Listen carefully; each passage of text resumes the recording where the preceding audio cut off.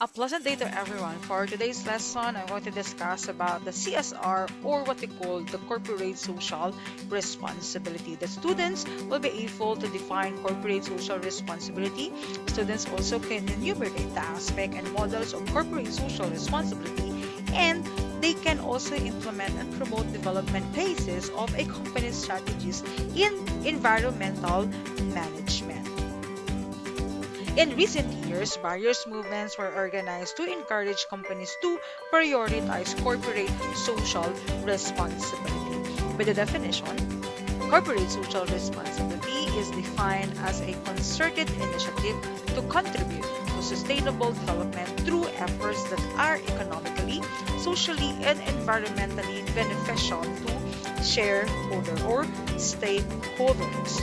Corporate responsibility is also related to sustainable development. Why? Because this is an effort to strike a balance between maintaining the needs of the present and the ability of future generation to meet their needs through the preservation of the environment. There are a lot of companies or businesses doing this. Like for example, we have the Unilever.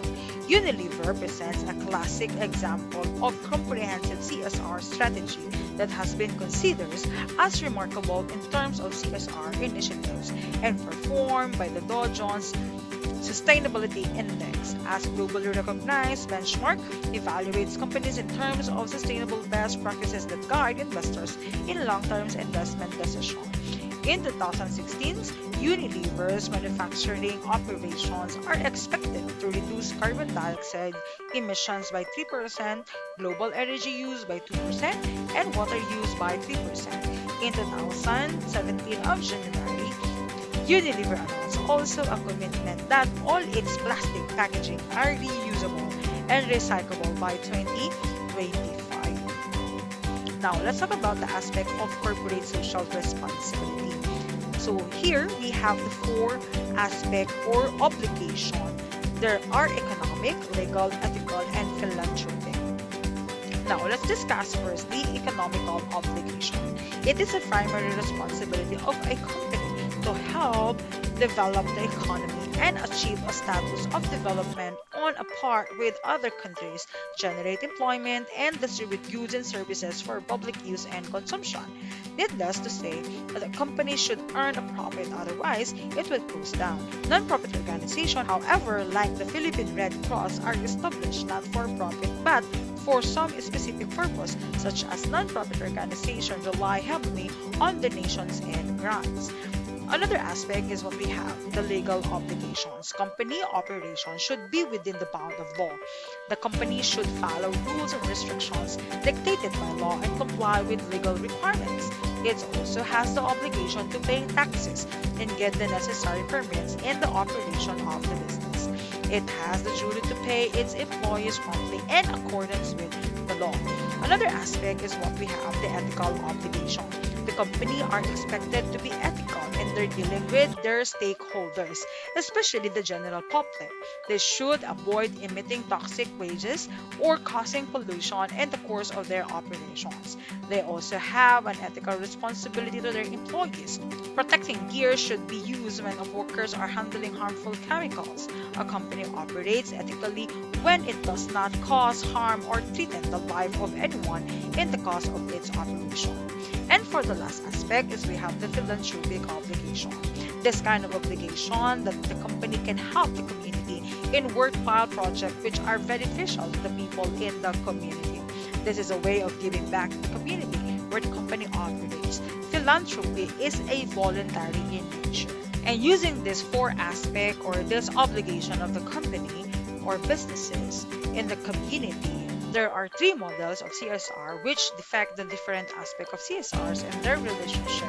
There are the pyramid model, the intersecting circle model, and the concentric circle. Let's start with the pyramid model.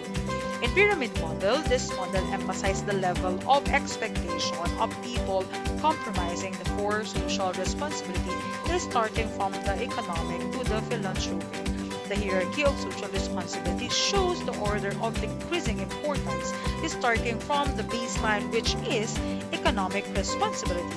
The next layer is legal responsibility, while the third is ethical responsibility, and the last is the philanthropic responsibility. Next is the intersecting circles model. In this model, the four aspects of social responsibilities, like for example, the economic, legal, ethical, and philanthropic, overlap with each other, showing their interrelationship. The interrelationship allows for flexibility because managers are free to use the company's resources not solely on one aspect, but undertake endeavors that address several aspects. And for the next model, we have the concentric circle model. This kind of model is also similar to pyramid model, where the economic social responsibility is the core aspect. It is also similar to the intersecting circles model in terms of interrelationship of four aspects. Although economic social responsibility is more pronounced and emphasized, this means that the company should be profitable for the good of the general public. The concentric circle of legal, ethical, and philanthropic social responsibilities embrace economic social responsibility. This means that all economic responsibility should have legal, ethical, and philanthropic aspect. For example, in achieving profitability, the company should act morally in all its dealings. It must be ethical. While complying with legal requirements, it should cooperate with the government in fighting inflation and adopting measures to prevent pollution, which is legal. Lastly, in reaping profit, the company should have programs that will provide the social environment, which is the philanthropic. So overall, the four aspects of corporate social responsibilities are interpreted in the three models based on the weight they put on each aspect. But just the same, all three models highlights the importance of CSR in fulfilling the company's goals of being a good corporate citizens. Next, we have here the principles of environmental management. Many companies today advocate concern for the environment, incorporating ethical principles that are environment related. These environmental principles are classified according to development phases such as light green, market green, stakeholder green, and the dark green principles. First, let's talk about the light green. This environmental principle states that the company becomes successful if it sustains competitive advantage, but at the same time complies with the law. Some companies have strict environment standards to complement their strategies, expertise, and technology. Thus, they issue environmental policies which fit their competitive advantage. Those who advocate light green principles prioritize the protection of the environment, such as personal choice. For this individual, they believe it is responsibility and a part of their lifestyles. Second is we have the market green. These principles promote the creation of products and services that cater to environmental preferences of consumers. Many consumers now prefer to buy environment-friendly goods and services. Refrigerators and air conditioners with environmental friendly features have been very saleable. The internet has been an effective channel for consumers to detect any irregularities or if an aspect of the product possesses potential harm to the environment. Customers then decide if they will make a purchase. Next is the stakeholder green. This principle focuses on the preferences of the stakeholders. Stakeholders green has a darker shade than market green because it focuses on the bigger group. The stakeholders, the wide range of people covering stakeholders green, are the customers, suppliers, community, employees, shareholders, and others. There are many environmental activities that support stakeholders, such as requiring supplies to meet environmental standards in their processes or orienting employees on environmental issues.